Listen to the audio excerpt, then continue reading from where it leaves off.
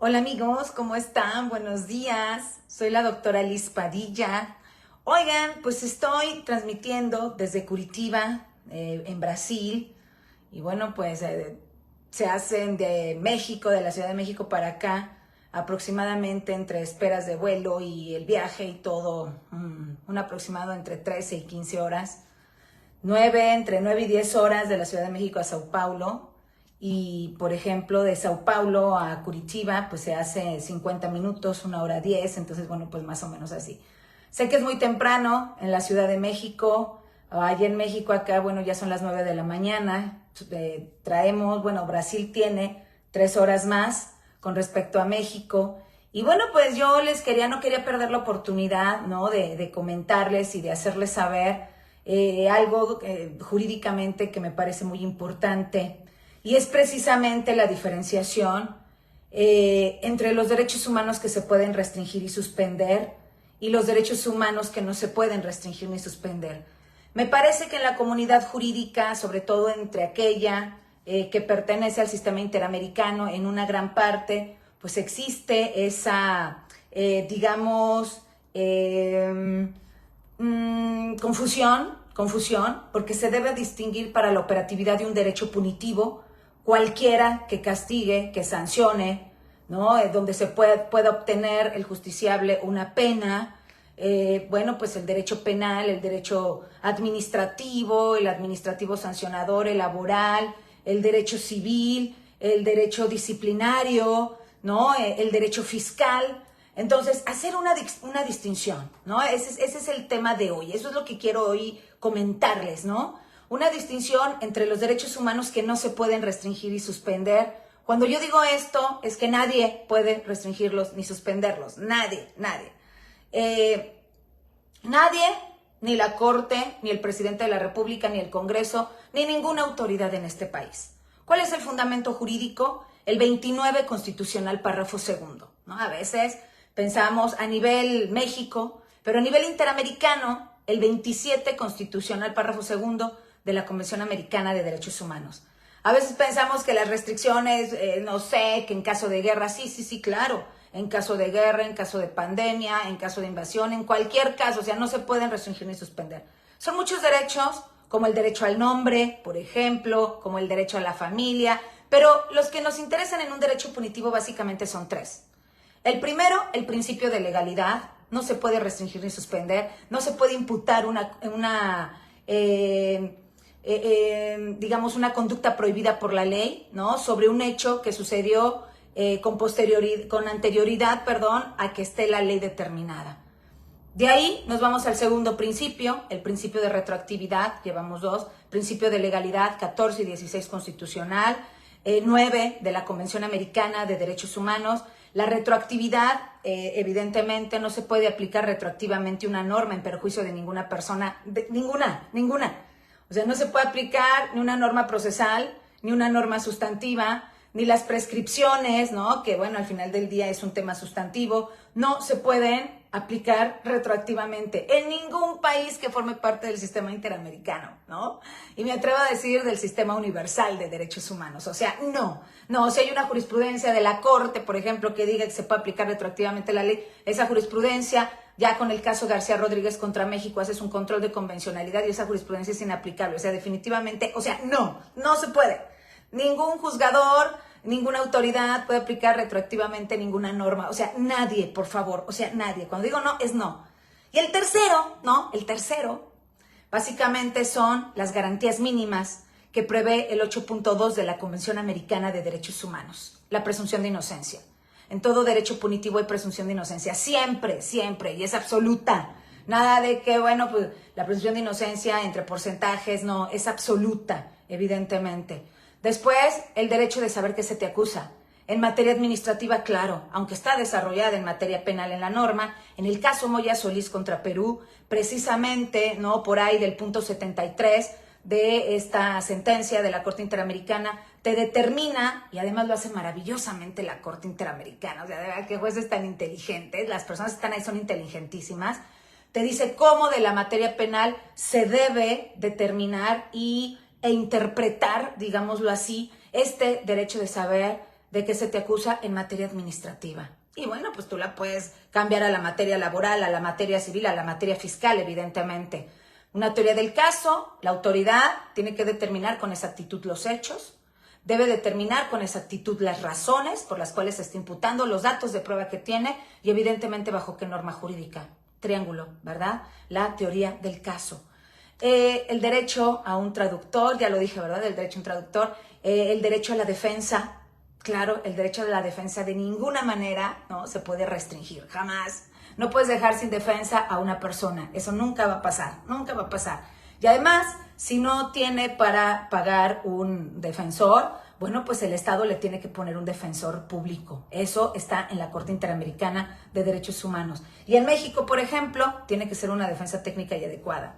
En México nadie se puede defender por sí mismo en un derecho punitivo, porque haciendo un control de interpretación, haciendo una interpretación conforme entre el 8.2 inciso D de la Convención Americana de Derechos Humanos y el 20 constitucional apartado de fracción octava, y aplicando la cláusula de interpretación conforme, artículo 1 constitucional, párrafo 2, los derechos humanos se interpretarán de conformidad entre esta Constitución y los tratados internacionales de los cuales el Estado mexicano sea parte, con base en el principio pro persona. Y como el 20 constitucional evidentemente protege más a la persona, bueno, pues se aplica el 20 constitucional. Interpretación conforme, ¿no? Bueno, evidentemente tiene derecho el sujeto entre estas garantías mínimas que no se pueden restringir y suspender, a ofertar pruebas, por supuesto.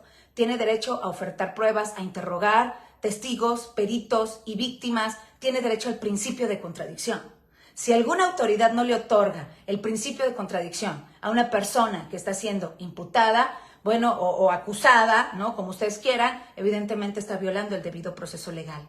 Bueno, y también, por supuesto, el derecho de recurrir el fallo ante un juez superior, 8.2, inciso H, de la Convención Americana de Derechos Humanos. Esta es una garantía mínima y además el recurso, ¿no? El recurso tiene que ser suficiente y el recurso tiene que irse al fondo, no nada más hacia la forma, ¿no? Entonces, bueno, pues eso la Corte Interamericana, dentro de su jurisprudencia, lo determina con exactitud. Y el principio de la no autoincriminación. No, aquí nada de que si no contesta se le tiene por ciertos los hechos, de que si no contesta se le declara por confeso. No. Derecho a guardar silencio.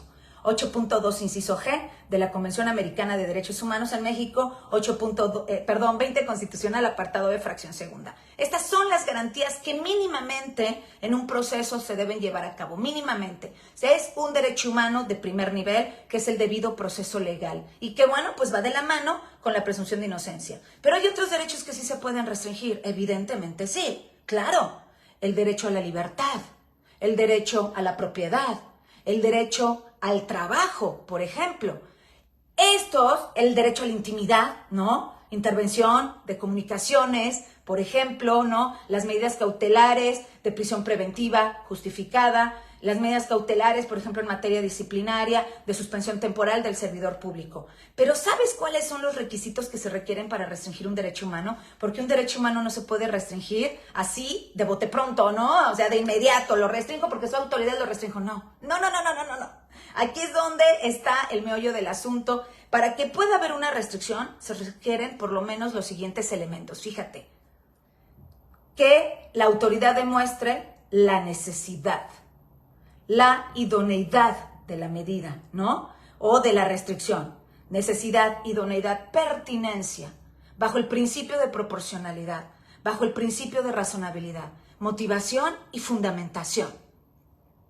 8.1 de la Convención Americana, 14 y 16 constitucional, evidentemente, mucha jurisprudencia de la Corte Interamericana. Y otra cosa que es bien importante que conozcas, no importa que no esté en la ley, ¿eh? O sea, si no está en la ley, eso no es óbice para determinar que la autoridad no lo puede hacer. Acuérdate del artículo 2 de la Convención Americana de Derechos Humanos. Ninguna autoridad en este país, ni que forme parte del sistema interamericano, ayer se los decía aquí en Brasil, no puede de ninguna manera invocar su derecho interno para justificar o determinar que va a inaplicar, ¿no?, los derechos humanos contenidos en la Convención Americana, ¿no? Imagínate, por ejemplo, la intervención de comunicaciones, ¿no? El bloqueo de cuentas bancarias, que en México tenemos un problema porque la UIF las bloquea así sin ningún tema de proporcionalidad y idoneidad, no. Lo importante que te quiero decir es que para que se pueda restringir un derecho humano se requiere de control para no violar el principio de imparcialidad.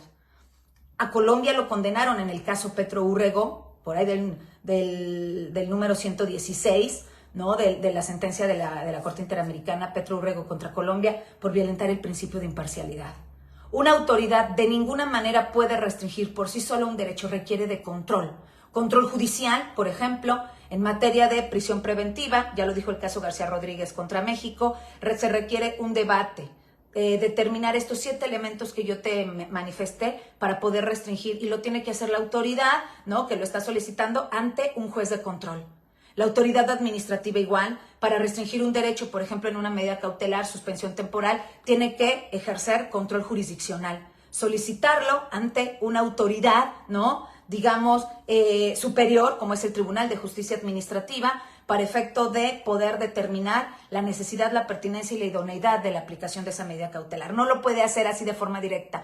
La unidad de inteligencia financiera, por ejemplo, para bloquear una cuenta bancaria, igual, porque es una restricción a un derecho humano, requiere evidentemente este control también jurisdiccional, porque si lo hacen ellas mismas, se violenta el principio de imparcialidad. Entonces, bueno, pues ahí tú te puedes ir, insisto, al caso Petro Urrego contra Colombia para que observes todos estos puntos. Entonces, bueno, conclusión, porque tampoco quiero quitarles mucho el tiempo, ¿no? Conclusión.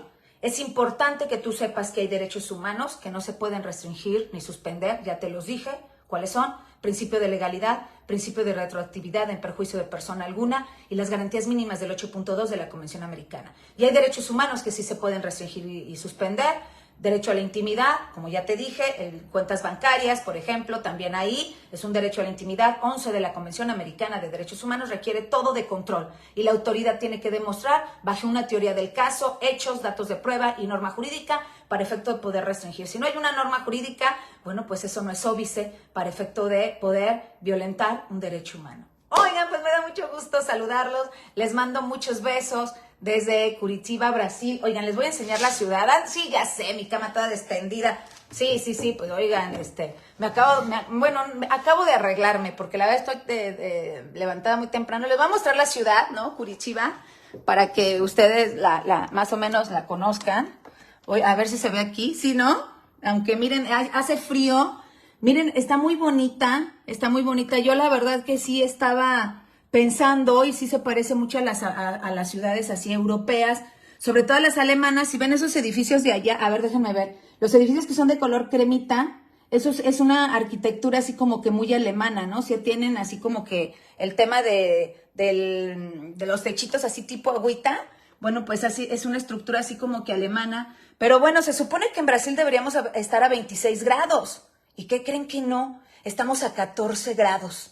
El cambio climático, ya ven en México, ahorita ya deberíamos estar con frío, mucho frío, no sé si hay, ahorita seguro sí hay, pero pues no, pues ya no, seguimos teniendo calor. Entonces, bueno, pues aquí en Brasil está pasando lo mismo, debería haber mucho calor y miren, sin embargo, hace mucho frío ahorita en Brasil, en Curitiba. Oiga, pues les mando un beso, muchísimas gracias de verdad por seguirme. Acuérdense de darle like, si consideras que esta información es importante, por favor compártela. Yo creo que sí es muy importante, muy importante. Entonces, bueno, pues por ejemplo ayer, ¿no? El derecho penal del enemigo, pues el derecho penal del enemigo, pues viola, ¿no? Derechos humanos, garantías mínimas. Y yo les decía, bueno, más bien son las restricciones. Tenemos que hacer un análisis con respecto al tema de las restricciones, ¿no? O sea, yo no considero que el derecho penal del enemigo viola derechos humanos. Si la autoridad hace cosas distintas, bueno, ese es otro tema. Si la autoridad no sabe cómo restringir un derecho humano, bueno, ese es otro tema. Pero de ahí que por sí mismo el derecho penal del enemigo viole derechos humanos, no. Y yo les decía, bueno, pues es que en materia administrativa se inaplican más estas garantías mínimas, ¿no? Que en el propio derecho penal del enemigo o en el propio derecho penal. Pero bueno, ya me voy. Pero tengo que desayunar porque ahorita le toca ya al profesor Scherer, ¿no? Que viene de allá de Alemania, entonces pues quiero escucharlo. Ahorita todos nos vamos para allá. Les mando un beso como siempre. Síganme en mis redes sociales. Doctora Liz Padilla, Liz Padilla con Z en Facebook, dame seguir. LZB Padilla 2 en Twitter. Doctora Liz Padilla. Doctora-Liz-Padilla en Instagram, Doctora Liz Padilla Oficial en YouTube. Acuérdate que hay un montón de podcasts en Amazon Music, Apple Music, Spotify, ¿no? Doctora Liz Padilla. ¿Cuál otro me falta? Mi fanpage, Lisbeth Xochitl Padilla Sanabria. Si tienes alguna duda o comentario, porfa, aquí, estas son tus redes. Por favor, en la medida de respeto, tú sabes que puedes escribir lo que tú quieras y yo te contestaré de inmediato. Te mando un beso como siempre y bueno, pues nos vemos próximamente allí en México. Gracias a ustedes, Lidone, muy bien. Gracias, Lidone, un abrazo. Gracias a todos. Bye, bye. Excelente mañanita, perdón que los desvele. Bye, bye.